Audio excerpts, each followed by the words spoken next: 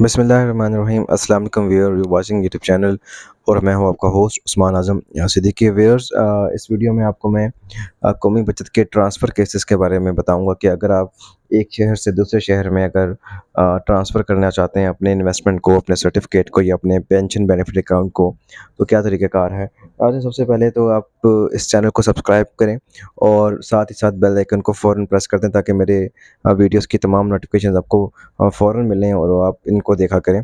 जी नाज़रीन, अब डिस्कस ये करते हैं कि ट्रांसफ़र की ज़रूरत क्यों पड़ती है। अगर आपने अपना एक अकाउंट एक ब्रांच में ओपन कर लिया है और या सर्टिफ़िकेट परचेज़ कर लिए हैं किसी एक ब्रांच में, तो आप उसको दूसरी ब्रांच में क्यों मुंतकिल करना चाहते हैं? उसके 2-3 रीज़न्स आपको बता दूँ। पहले सबसे मेन रीज़न तो ये है कि अगर आप ने शहर ही बदल लिया है, यानी कि एक शहर से दूसरे शहर में अपनी रिहाइशगाह मुंतकिल कर ली है और आप जो है वो खुद जो है शिफ्ट कर गए हैं एक शहर से दूसरे शहर में, तो डेफ़िनेटली आप दूसरे शहर जाकर तो अपनी पेमेंट्स विथड्रॉ नहीं करेंगे प्रिंसिपल अमाउंट की। तो आपको अपने मुतलका या शहर जहाँ आपकी रिहाइश है वहीं पे आपको जो है अपना अकाउंट ट्रांसफ़र करवाना होता है, नंबर 1।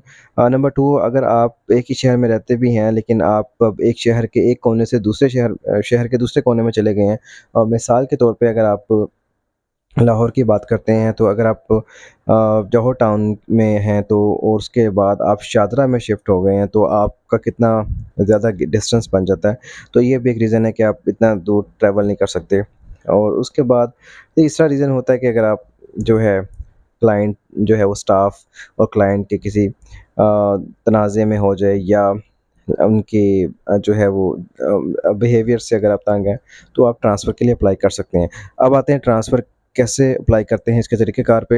ये नाज़रीन, अगर आपने सर्टिफ़िकेट परचेज़ किए हुए हैं कौमी बचत में, एनी काइंड ऑफ सर्टिफ़िकेट जो आपने कौमी बचत में इन्वेस्टमेंट की हुई है, अगर आपने वो ट्रांसफ़र करवानी है एक शहर से दूसरे शहर में या एक कौमी बचत ब्रांच से दूसरी कौमी बचत ब्रांच में अगर आप ट्रांसफ़र करवाना चाहते हैं, तो उसके लिए आपने SC6 फ़ॉर्म जो है वो फ़िल करना होता है और ये फ़ॉर्म डुप्लिकेट फ़िल करना होता है। डुप्लिकेट का मतलब ये है कि अगर आपने फ़ॉर्म एक फ़िल किया है, तो उसकी एक कॉपी और फ़िल करनी है, यानी कि एक फ़ॉर्म को 2 दफ़ा फ़िल करना है। अगर आपके पास लेट्स से 10 लाख का एक सर्टिफ़िकेट है जो आप ट्रांसफ़र करवाना चाहते हैं, एक ब्रांच से दूसरी ब्रांच में, और तो आपने उस 10 लाख के एक सर्टिफ़िकेट के बदले में 2 ट्रांसफ़र के फ़ॉर्म फ़िल करने हैं और वो केस सबमिट करवा देना है ब्रांच मैनेजर को।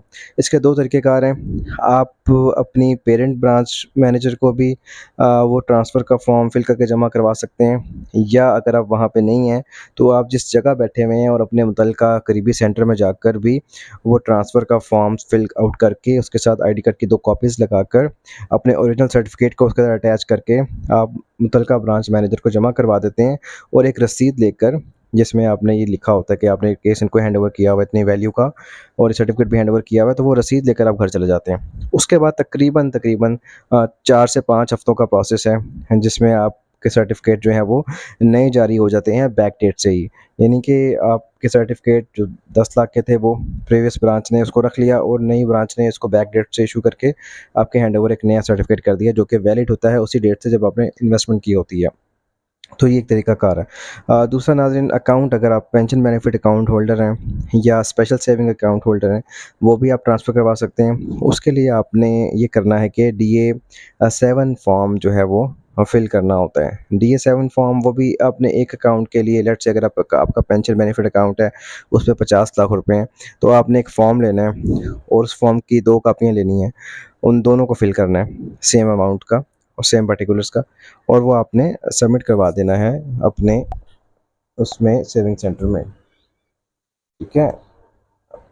और उसके बाद आपने ये करना है, आपने अपने फॉर्म को डुप्लिकेट फ़िल करना है, उसकी 2 कॉपियाँ, यानी कि बिल्कुल आपने एक ही अकाउंट को 2 फॉर्मों को फ़िल करके, वही प्रोसेस है, आपने जिस ब्रांच में ट्रांसफ़र करवाना है उस ब्रांच के मैनेजर को वो फॉर्म फ़िल करके अपने ओरिजिनल चेक बुक्स वगैरह और पासबुक वगैरह उनको सबमिट करवाएँ, रसीद देकर चले जाइए। इन बिटवीन अगर आपको बायोमेट्रिक का कहा जाता है तो बायोमेट्रिक करवा लें। वो केस प्रोसेस होता है, इनका इंटरनल प्रोसेस है, वो 4 से 5 वीक का होता है, 4 से 5 हफ़्तों का होता है। उसके बाद फिर वो आपको एक एडवाइस जारी की जाती है। ये एडवाइस आपके घर के एड्रेस पे भेजी जाती है और बहुत दफ़ा ये एडवाइस नहीं भी भेजी जाती, बट ये है कि आपका केस जो है वो कंप्लीट हो चुका होता है। आपने फिर 4 से 5 हफ़्तों के बाद, या छठे हफ़्ते आपने जब अपने मुतल्लिका ब्रांच में जाना है जहाँ पे आपने ट्रांसफ़र करवानी है अपने अकाउंट्स की या सर्टिफ़िकेट्स की, वहाँ पे जाकर आपने पूछ लेना कि आपके सर्टिफ़िकेट इश्यू हो गए हैं कि नहीं। देन आपके जो सर्टिफ़िकेट हैं वो ट्रांसफ़र हो चुके होंगे और आप अपने न्यू सर्टिफ़िकेट या न्यू अकाउंट की बुक्स को रिसीव कर सकते हैं। ये वीडियो अगर आपको अच्छी लगी तो इस वीडियो को लाइक करें और लाज़मी शेयर करें ताकि व्यूअरशिप को जो है वो उसमें इज़ाफ़ा हो। Thank you very much.